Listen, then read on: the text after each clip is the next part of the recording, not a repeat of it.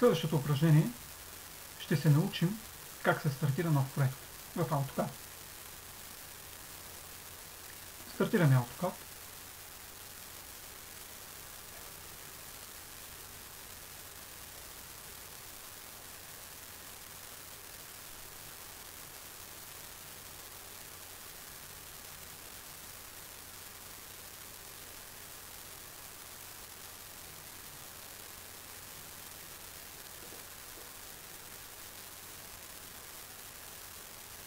Избираме менюто файл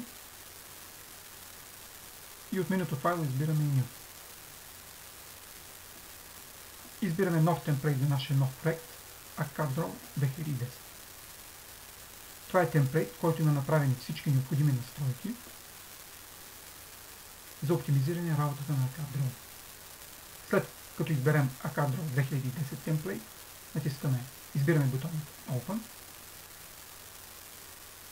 И така вече нашия нов проект, нашия темплейт е готов за започване на работа за новия ни проект.